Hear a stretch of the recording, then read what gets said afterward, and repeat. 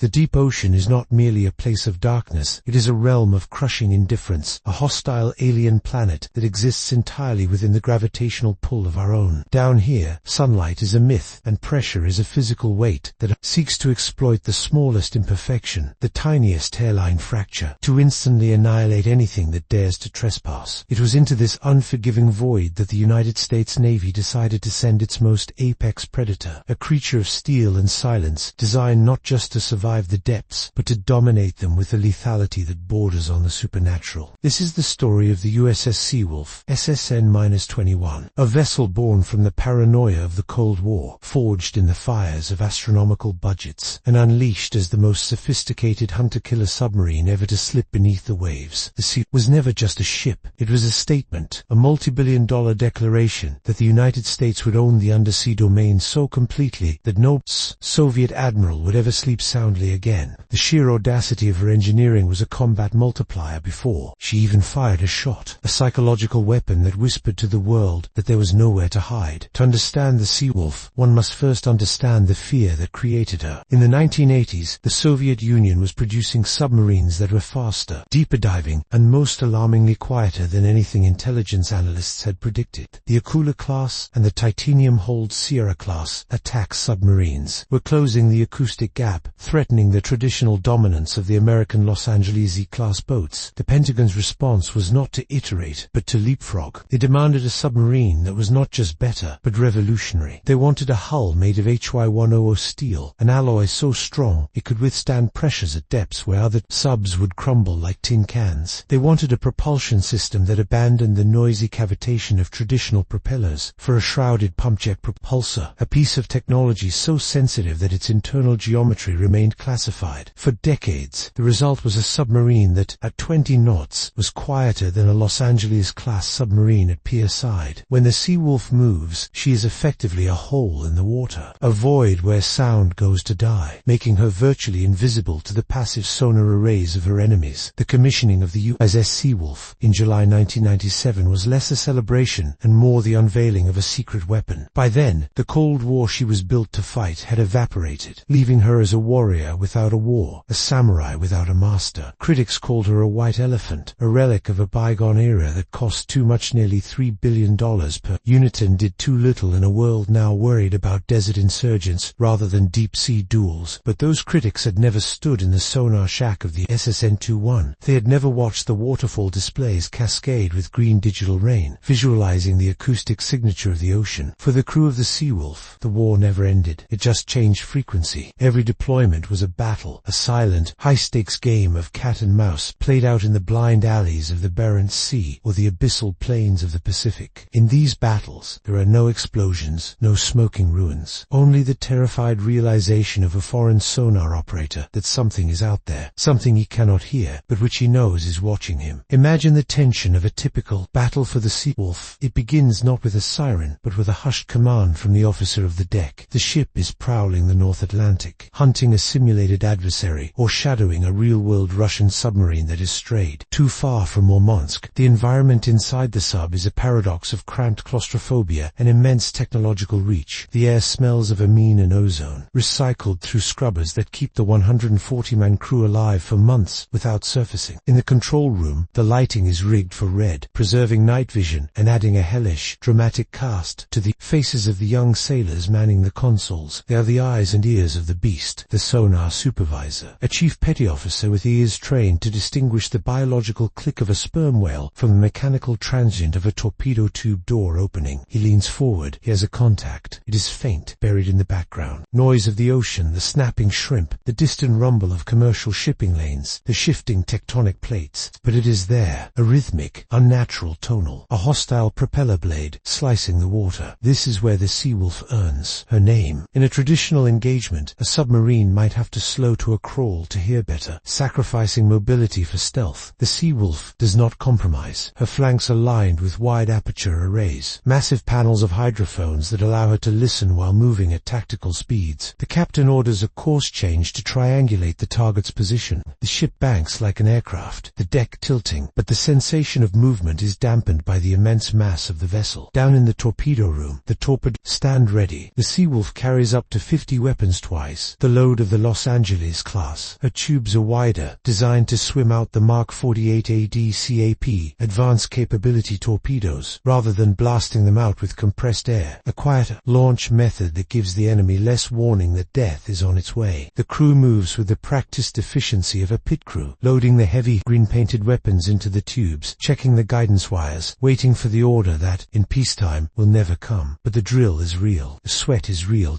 In one notable exercise, often whispered about in mess halls, but rarely detailed in official press releases, the Seawolf was pitted against the Carrier Strike Group, the pride of the U.S. surface fleet. A carrier group is a floating fortress, protected by destroyers, cruisers, and helicopters dipping active sonar buoys. It is designed to be impenetrable. The Seawolf was tasked with sinking the carrier. For days, she stalked the formation. She used the thermal layers of the ocean, the thermoclines as a shield, hiding beneath the cold water where sonar beams bounce and distort. She moved silently, masking her own noise with the noise of the carrier's own escorts. She slipped past the outer screen of destroyers, ghosting through the defensive perimeter. When she finally reached her firing solution, she was so close to the carrier that she could theoretically have used the carrier's hull as a shade against the sun. She simulated firing a spread of torpedoes, snapping a picture of the carrier through her periscope as proof of the kill, and then slipped away before the destroyers even realized they were hunting a ghost. The debriefing was a sobering affair for the surface admirals. The Seawolf hadn't just won. She had slaughtered them with impunity, but the Seawolf's enemies are not always human. Her most constant adversary is the ocean itself. Operating at depths classified as greater than 800 feet, at polite fiction for a hull tested to withstand much more, the hull is constantly under attack. At test depth, the pressure is immense, enough to compress the steel hull by several inches. A string tied taut across the torpedo room at the surface will sag when the boat is deep, the ship literally shrinking around the crew. In these depths, a pipe failure isn't a leak. It's a laser beam of high-velocity water that can slice through bone and metal. The crew lives with this knowledge every second. They trust the SubSafe program, a blood-written set of quality assurance protocols established after the loss of the USS Thresher in the 1960s. Every weld, every valve, every seal on the Seawolf is inspected with religious fervor because the ocean is patient, and it only needs to win once. The dramatic capabilities of the Seawolf were put to the ultimate test in her deployments to the Arctic. The polar ice cap is the submarine's playground and its graveyard. The acoustics under the ice are chaotic, the sound reflecting off the jagged ice keels above and the seafloor below, creating a house of mirrors for sonar. For the Seawolf, this is home. Her sail is reinforced with hardened steel, designed to break through feet of solid ice to surface. Imagine the scene, the boat hovering beneath the frozen ceiling of the world, searching for a polynya, a patch of thin ice, or open water. The sonar builds a 3D map of the ice canopy inverted above them. The captain gives the order to surface. The ballast tanks are blown, and 9,000 tons of nuclear-powered steel is sent. The sail impacts the ice with the force of a freight train. The sound inside is deafening, a shrieking, grinding collision of metal and frozen water. The ship shudders, listing, until finally she breaches, cracking the world open. Sailors emerge from the hatch into the blinding white desolation of the North Pole, standing on the hull of their ship with assault rifles to watch for polar bears, a surreal juxtaposition of apex predators. While the SSN-21 never fired a torpedo in anger, her sister ship, the USS Connecticut, illustrated the peril of their operations in a way that shook the fleet. In 2021, the Connecticut collided with an uncharted seamount in the South China Sea. While this was not the Seawolf herself, the incident cast a long shadow over the class, highlighting the extreme dangers of operating silent and blind in the most contested waters on Earth. The Seawolf crew felt that impact vicariously. It was a reminder that their stealth, their speed, and their technology offered no protection against the immutable geography of the deep. It reinforced the culture of vigilance on the SSN-21. Navigation became even more religious. The watchers became the most important men on the boat. The incident added a layer of dramatic tension to every high-speed transit. When the Seawolf runs at 35 knots faster than many torpedoes of the World War II era, she is flying blind, relying on inertial navigation and charts that are often less detailed than maps of the moon. Every second at that speed is a gamble against the unknown. Intelligence gathering remains the Seawolf's primary and most secretive battle. She is a spy ship of the highest order. Her ability to loiter off the coast of hostile nations undetected allows her to intercept communications, monitor missile tests, and track the movement of foreign fleets. There are stories, vague and unconfirmed, of the Seawolf sitting on the seabed near near adversary harbors, deploying divers or unmanned underwater vehicles, UUVs, to tap into underwater cables or retrieve sensitive debris. These are the missions that earn the crew their dolphins. The submarine warfare insignia obit can never be discussed in bars or memoirs. The drama here is internal. It is the drama of silence. A dropped wrench, a slammed hatch, a loud voice could give away their position to shore-based hydrophones. The crew moves in socks, the rig for ultra-quiet condition, turning the ship into a library at the bottom of the sea. The psychological strain is immense. You are sitting in the enemy's backyard, armed to the teeth, but your primary weapon is your ability to do absolutely nothing. The Seawolf's reactor, the S6W, is a marvel of nuclear engineering that deserves its own chapter in this saga of power. Unlike conventional power plants that hum and vibrate, the S6W is designed for natural circulation at low power levels. This means that for a significant portion of her operations, the Seawolf doesn't even need to run her reactor coolant pumps, the primary source of noise on a nuclear sub. She glides through the water on the heat of the atom alone, the coolant circulating by convection. This natural circulation capability allows her to creep up on targets with a stealth that is terrifyingly effective. When she does need to run, her turbines generate 52,000 shaft horsepower, driving the pumpjet propulsor with enough torque to push the massive hull through the water at speeds that create a bow wave a surface ship would envy. The sensation of speed on a submarine is non-existent. There is no wind, no reference point. The only indication is the speed log ticking up and the slight vibration of the deck plates. But to the outside world, she is a blur, a fast-moving shadow that can reposition across an ocean basin in days, appearing where the enemy least expects her. The interior of the Seawolf is a testament to the prioritization of the machine over the man, yet it is undeniably the home of the brotherhood that operates her. The torpedo room, often called the torpedoman's condo, serves as a bunk room for junior sailors who sleep on racks nestled between the green tubes of high ordnance. It is a stark reminder of their purpose. You sleep with the weapon, you wake with the weapon. The galley is the heart of the ship, the only place where the hierarchy relaxes slightly, where the smell of fresh bread baked daily to keep morale from crumbling masks the scent of oil and ozone. The drama of the crew is the drama of isolation. They miss births, deaths, weddings, and wars. They receive family grams, short texts, stony messages that are screened for bad news so as not to distract a sailor on watch. If a tragedy happens at home, the captain knows, but the sailor might not be told until the mission is over. This emotional suppression is a necessary cruelty, a sacrifice demanded by the unforgiving nature of the mission. The Seawolf demands total focus. As the years have passed, the Seawolf has transitioned from a Cold War brawler to a multi-mission platform. The geopolitical landscape has shifted from the blue water of the mid-Atlantic to the literal chaos of the Persian Gulf and the South China Sea. The Seawolf had to adapt. She was refitted, her systems upgraded with commercial off-the-shelf COTS technology, replacing the clunky military mainframe computers of the 90s with sleek, modern processors capable of handling the deluge of data from modern warfare. She became a mothership for special operations, capable of deploying Navy SEALs from her lockout trunks. Imagine the scene, the submarine surfacing just enough to expose the deck in the dead of a moonless night. Black Zodiac boats inflate, and heavily armed men slip into the black water, paddling toward a hostile shore. The Seawolf waits below, a massive steel lung holding its breath, waiting to exhale the team back to safety or unleash hell if the mission goes wrong. This capability transformed her from a lone wolf into a force multiplier, a secret door through which American power could enter any room on the globe. Despite her brilliance, the Seawolf class was cut short. Only 3 were built: Seawolf, Connecticut, and the Jimmy Carter. The sheer cost was political poison in the 1990s peace dividend era. They were replaced by the Virginia class, smaller, cheaper, and more versatile, but never quite matching the raw, brute performance of the Sea. This makes the SSN-21 a rare beast, a limited edition of naval warfare. The sailors who serve on her know they are part of an exclusive club. They walk with a swagger that comes from knowing their ship is the fastest, the deepest, the quietest. They know that in a one-on-one fight with any other submarine in existence, the smart money is on the Wolf. This pride is a shield against the hardships of the life. When the boat is rocking in a surface storm, vomiting is common, sleep is impossible, and the desire to be anywhere else is overwhelming. But when the dive alarm sounds awooga,